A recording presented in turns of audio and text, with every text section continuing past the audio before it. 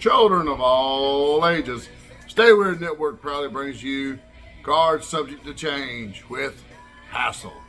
This week, we've got one hell of a show for you guys, and we are going to dive into the what if ravishing Rick Rude had not been injured in May of 1994. So, for those of you who don't know, Rick Rude is probably one of the most uncredited, influential guys inside of pro wrestling. The first man to defeat the Ultimate Warrior inside the ring at SummerSlam, winning his first Intercontinental Championship. He was a two-time Intercontinental Champion. He, part of the Heenan family, had a great run with the WWF before jumping over to WCW, where he would debut as the Halloween Phantom at Halloween Havoc, no less.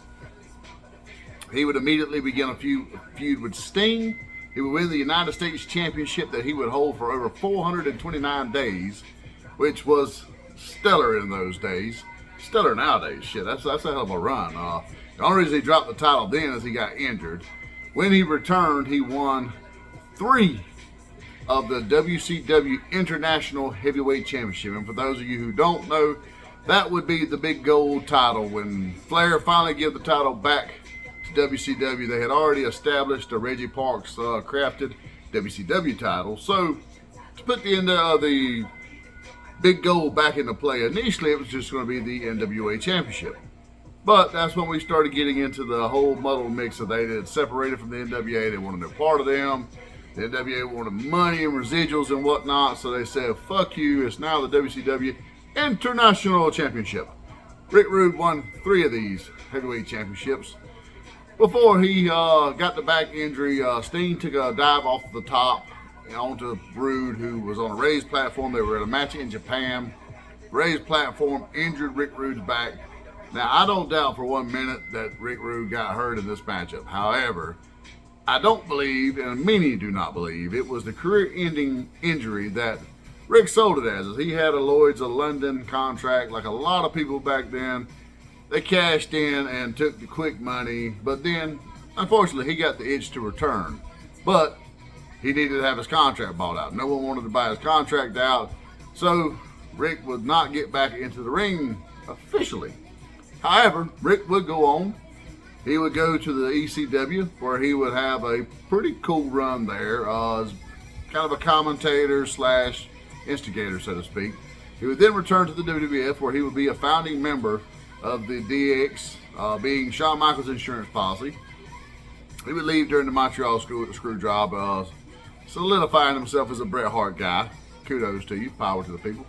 He would then go to Nitro the next night and be the first guy to ever be simulcast on WWF Raw and WCW Nitro, and the first guy to join the NWO after being a member of DX. He had a lot of firsts, people. He was a pioneer and a legitimate badass dude. You were not trifling with this man. He would slap the tar out of you. You don't believe me? There's a short out there you can look up where a youngster took a little liberty or two with him, and he had been running off at the mouth backstage anyways. Some of the guys were tired of him. And Rick put some things on him in the middle of a match. Like Rick lets him get 1 or 2, and then Rick goes, pow, pow. And he just fires this poor young guy up. Needless to say, the guy got the hell out of WCW shortly thereafter. But this is Card Subject to Change. So we're here to ask, what if the injury was not as significant as initially happened? What if he didn't cash in on his Lloyd of Londons? What if he remained an active competitor in 94? Let's go into it. So, we will still have the matchup in Japan, where Rude would win the International Championship match. And to tell you what a badass he is, he hurt his back, continued this match and won. When he realized the severity of it, he drops the title to Sting. So, for our storyline starting today, he still wins his match against Sting. He still is injured versus Sting. So what we will do is, he will relinquish the title upon returning to the States to WCW, who would then award it to Sting. Rude would go away to mend his back. It's not broken, it's just bad. So, This sets up Sting and Ric Flair for a unification championship match because at this time Hulk Hogan is coming in June of '94. They wanted to unify the titles because they had to get Flair ready to be fed to Hogan because, hey, that's just what worked for him, brother. Let's just be honest. I don't think it's set right with Rick that he didn't get the matches with Hogan in the WWF. But at the same time, Hogan wanted to be able to say, I beat Ric Flair. And this was his chance. So, Flair goes over on Sting and unifying the WCW and the WCW International Championship together, solidifying one World Heavyweight Champion, keeping the big gold, which is why Rude is also credited as being a heavyweight champion. So, Flair goes on to drop the title to Hogan, and at Halloween Havoc, we get Flair Hogan 2. But, however, earlier in the night, the Ravishing One would return, coming down to the ring, jumping Sting for injuring him. Hogan will make the save because, Hogan had to get involved in everything in late '94 WCW. So, Hogan would come down, he'd make the save, saving Sting from Rick Rude. But Rude would be watching later in the night to see who won out of Flair and Hogan deuce. And Hogan will win, obviously. Rude would stroke his mustache because he had a powerful mustache as well. Not Hogan level Fu Manchu, but it was a powerful stash. He had to sell it going. The next week on WCW Saturday Night. That's right, people. We did not have Nitro at this point. We did not get it until '95, late '95. So, for this, our main show in WCW will be WCW Saturday Night. And it was a stellar show. So ECW, all you people out there not taking shots at WCW right now about AEW overtaking the Monday Nitro episodic record, do your history. WCW Saturday Night was around far, far longer.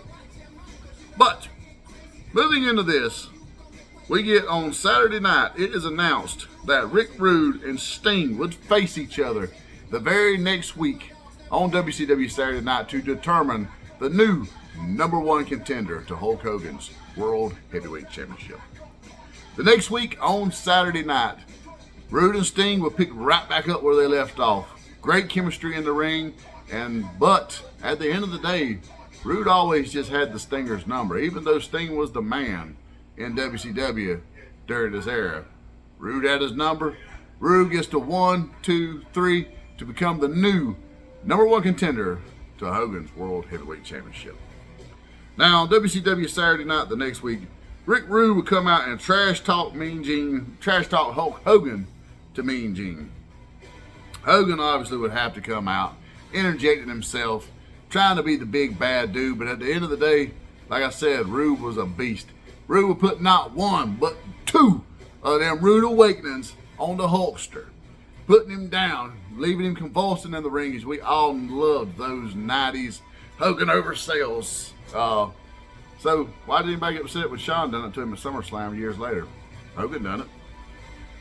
So the next week on Saturday night, we would have some promos by the Hulkster in a neck brace, people. Him and Jimmy Hart would be doing their overselling bit. Hulkster telling Rude how he's going to get him at Starrcade. I got tongue-tied. Starrcade 1994, which is where their matchup will take place. So Hogan is selling this, and he's going to just power up with the power of Hulkamania. The neck brace is going to come off, and he's going to triumph over the ravishing Rick Rude. However, it's not the case. We move into Starrcade 1994, December. Rick Rude would win the WCW Championship from Hulk Hogan in a no disqualification match with none other than the man. You hear his music. It's Vader time. Vader and Rude had an alliance previously in '94. Why would they not pick back up later in '94 when Rude is back healthy? Vader would help the Ravishing One with the win, a Rude Awakening, and the new WCW champion, Ravishing Rick Rude. Now, the next week on WCW Saturday Night, Rick Rude and Vader would challenge Hogan and Sting to a match at Super Brawl. Telling the two, if you lose to us in this matchup, you will never get a world or U.S. championship as long as we hold them again. You'll never get a title shot. However, the authority figures within WCW would come back on and tell them, well, okay, we're going to make this matchup. However, if Hogan or Sting pin you, they both get World and U.S. Championship title matches at Uncensored. So at Super Brawl, February 1995, Team Hogan would pick up the win over Team Rude. When Hogan and Rude was battling on the outside, Sting would do some Stinger shit and get a small package victory over Vader. That's right, people. Small package. He got it. The next week on WCW Saturday Night, Rude would come out and say Vader was the weak link. He was the only reason that Hogan's even back in contention to get a crack at him. But you know what? It's going to be the same thing as it was at Starrcade, and he's going to get the win, and he's going to put Hogan on the shelf for good. His old ass is done. Rude is the future, Hogan is the past, and that's the way we going, people. Unfortunately, at Uncensored 1995, in a scrap match, we got World Heavyweight Champion Ravishing Rick Rude defending against Hulk Hogan. Now, the Immortal One would pick up the win, showing he still got a little Hulkamania left in the tank. Unfortunately, when Vader would come down to ringside trying to help Rude, he would unfortunately blast Rude upside the head, setting up Hogan for the body slam, the leg drop, and the strap match win, and new WCW champion, Hulk Hogan. Now, this is where the Ravishing One is going to say, you know what? This don't work for me no more, brother. I'm not putting up, because Rude was not one to put up with anyone's bullshit. So Rude would tell WCW, deuces player, I'm out, I'm gone, I'm done. Our contract is up, I'm not re-signing with WCW. I am now a free agent. Rude would exit WCW in April. However, in May 1995, at the very first ever WWF In Your House, Ravishing Rick Rude would re-debut in the WWF as the mystery opponent to Lex Luger. Now, Rude would come out there and slay Luger during this match, hitting him with a Rude Awakening and the 1-2-3 to re-solidify himself as a top guy in the WWF. Now, the next night on Monday Night Raw, Rude would come down and take some shots at WCW, saying he's tired of playing with boys. He's here to kick some men's ass in the big leagues of the WWF. And in doing so, he's going to reestablish himself by winning the 1995 King of the Ring. Because that's what works for me, brother. Now, this will get a lot of internet buzz. This early days of the internet fandoms, Meltzer will be chiming away. This is what we'd have, people. What if? What if at the King of the Ring, in the final round, we get Ravishing Rick Rude versus Bret Hitman Hart? Now, by 1995, Bret was the man. He is not the tag team technician that was there when Ravishing left in the early 90s. Now we're in the mid-90s, and Bret has pretty much carried the WWF for the last little while. So in the King of the Ring finals, the Ravishing One would hit a Rude Awakening and get the win over Bret in a very, very close matchup, so making himself the new King of the Ring, Ravishing Rick Rude. Now, in July, Rude would pick up wins over Luger and Bulldog, because let's face it, Luger's on his way out. Bulldog's about to turn heel very shortly thereafter. So this is who we're going to feed to him. What if, however, going into SummerSlam, Rick Rude is determined to be the #1 contender to WWF Champion Diesel. Now, Rude would get into the champ's head a little bit, telling Diesel, you've gone soft. You've lost your edge. Where's the guy that used to come out here and kick everybody's ass? Where's the guy that beat Bob Backlund in 6 seconds? He vanished, and now he's kissing babies and wearing Christmas sweaters. What happened to you? This would get in the champ's head. Going into SummerSlam 1995, Rude And Diesel would have, I'm talking about, as JR say, a slobber knocker. These guys will prove while they're tougher than a $2 steak. They would get in there and just put a waylay on one another. However, on this night, with the assistance of Mr. Perfect, who returns, Rick Rude would win his first WWF Championship. For us to hear the Fink go, and new WWF Champion, Ravishing Rick Rude. I mean, tell me that would send chills up your spine in '95. Let's face it, Diesel did lose the title later in the year, but he held it a little while longer, and probably a little longer than he should have, just due to the fact that they had let Diesel get stagnant. I was a Diesel fan. I liked the black glove. I was always a Kevin Nash guy, but let's face it, I was not a fan of babyface Kevin Nash.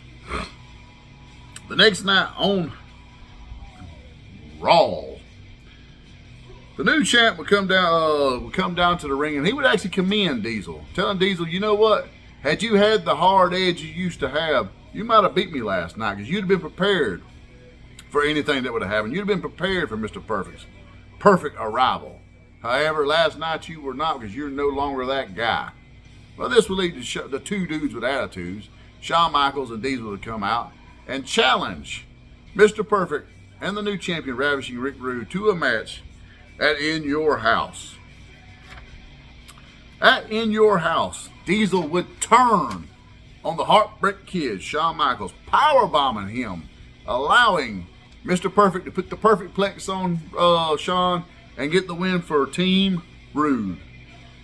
Diesel would then join up with Ravishing Rick Rude and Mr. Perfect, re-solidifying himself as a top heel within the company and being that badass that we all used to know and love. Diesel power is back.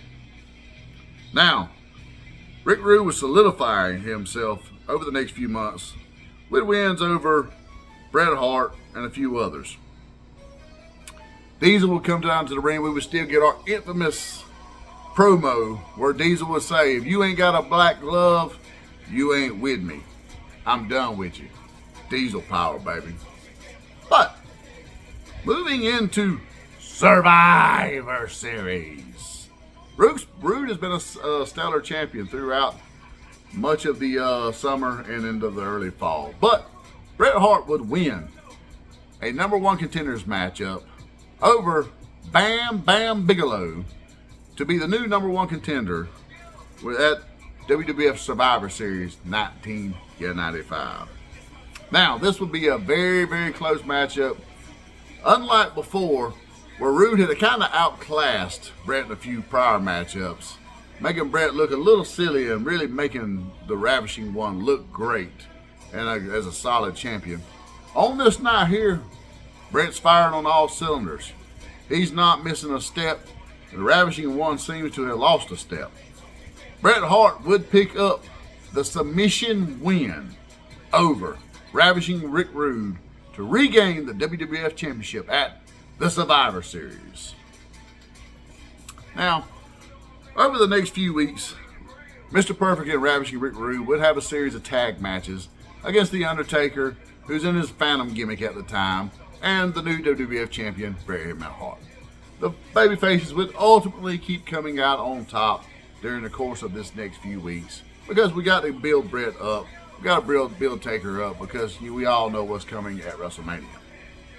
At the Royal Rumble, Shawn Michaels will still win the Royal Rumble, setting himself up as the new number one contender to Bret Hart's WWF Championship and making their Iron Man matchup still a possibility moving forward. They are unaffected. However, in the Royal Rumble, before Shawn wins, we get the beginnings of a new feud as Razor Ramon, your Intercontinental Champion, Chico, eliminates the Ravishing One, who is wanting to regain his title at WrestleMania. Now, this would piss off Ravishing Rick Rude, and this would spark the beginning of a new feud between the two. So Rude says, you cost me my shot at the WWF Championship, I'm going to cost you your Intercontinental Championship, a title I had once made great, but had left behind. So now it's time for me to take that from you, Chico. At WrestleMania 12 in 1996, Ravishing Rick Rude would win the title from Razor Ramon in a pretty damn solid matchup back and forth. Now, Shawn will still win the WWF Championship later in the night. You know where we're going with this. Diesel and Razor would stay with the WWF up until the prior month when they have In Your House, to where Diesel would drop his loss to Shawn, solidifying Shawn as a top champion, and Razor would lose a rematch with Ravishing Rick Rude before both exit to go to WCW and form the NWO. Now, at this time, as you know, at WrestleMania 96, the Ultimate Warrior made his return, but he was short-lived and out by summertime. So over the course of the next few weeks after WrestleMania, Rude and Warrior would have a series of matches for the Intercontinental Championship, but then again, Warrior would get fired, and the Ravishing One would take credit for running the Ultimate Warrior out of the WWF and putting a stamp on their feud, solidifying himself as a top dog when it comes to him and Warrior. At In Your House in June, however, the Ravishing One would drop the Intercontinental Championship to Ahmed Johnson. That's right, people.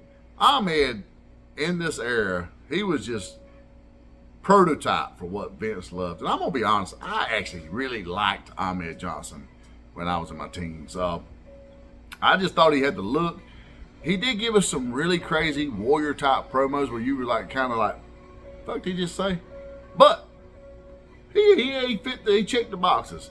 He was a beast in the ring. We didn't know he was hurting people left and right because we didn't know the backstage bullshits of it back then. Now we know he hurt every damn body he got in the ring with. But he was a believable looking badass at the time. So he wins the Intercontinental Championship from Rick Rude, making himself a top guy. Now, moving on from here, on Raw, leading into SummerSlam, Rick Rude will win a #1 contenderships match against Psycho Sid, making himself the #1 contender to Shawn Michaels' WWF Championship. Now, this will be the beginning of a heated and nasty feud between Shawn and Rude. Because let's just face it, Shawn might have had Vince's ear at the time, but Rude would not be trifled with. Rude would not put up with Shawn's antics. He wouldn't put up with Shawn's bullshit. And Shawn would do business the way it needed to be done.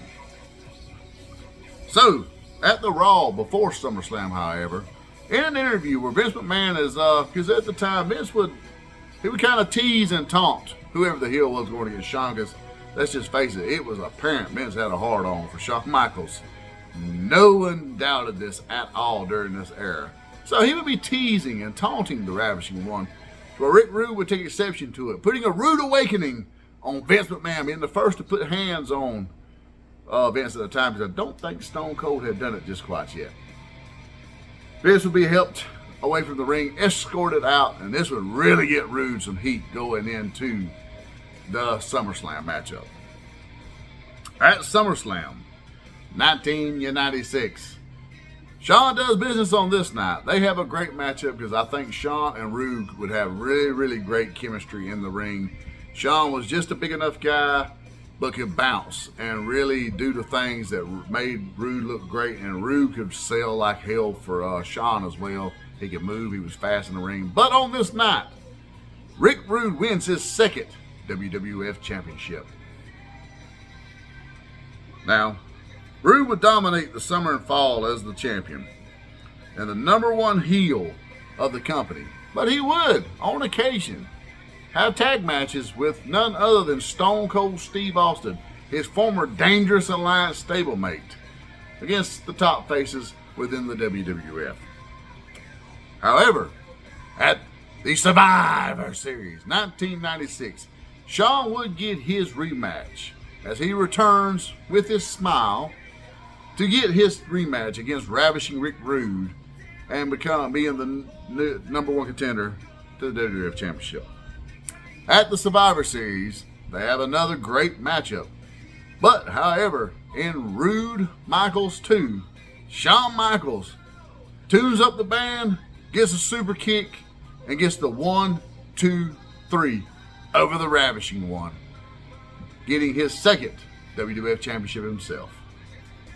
Now, Rude would take some time off after this point to heal up a few nagging injuries. Man, let's face it, the man's been in the ring for a decade at this point. He's done it all. He's a 2-time WWF Championship champion, a 3-time Intercontinental Champion, a 2-time United States Champion, a 3-time WCW Champion, or 4-time at this point, WCW Champion. He's done a lot. He's got a lot to heal up from. So Rick would take some time away from the ring at the tail end of '96 to heal himself up.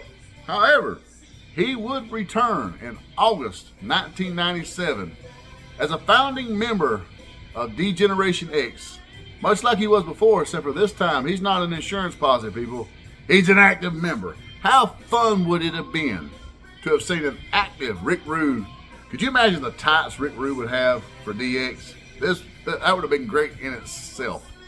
But Rick Rude is an active member with Triple H, Shawn Michaels, China ringside, against the Hart Foundation. That would be gold, people. That would just be, I would love to have seen that. So what if he returns as an active member of D-Generation X, crotch shopping and doing his thing? Unfortunately, Rick Rude is still Rick Rude, and he is a man of honor and integrity behind the scenes. So when the Montreal Screwjob happens in November, Rick Rude, who is working on a pay-per-appearance contract, would say to Vince McMahon, he would leave and become the first man still to appear on Monday Nitro and Monday Night Raw in the same night, as he debuts with WCW at the end of November '97, rejoining WCW and helping join the NWO. Now, he also becomes the first man still to be a member of DX and the NWO. How cool is that? Now, I could go down a whole other rabbit hole with his second WCW run right here, and it would be really, really fun to do so. But I want you guys, drop me some comments below. Let me know how you think his WCW re-debut would have been in 1997 as an active member of the NWO versus just standing beside Kurt Hennig and doing a few things here and there. Now, he started training for a comeback around this time. He was intending in '99 to come back to the ring, and unfortunately, that's when his death happened. So, what if, since he's an active competitor, he doesn't go down that rabbit hole, he doesn't get addicted to the pills, and what if he has quite a solid run? How long does he stay with WCW? How long before he returns to the WWF? Do we get any of him during the Ruthless Aggression era? Drop me some comments below. Let me know what you think. Let me know what you thought of the show, how you would have booked it differently, or do you agree? But remember, at the end of the day, the card is always subject to change.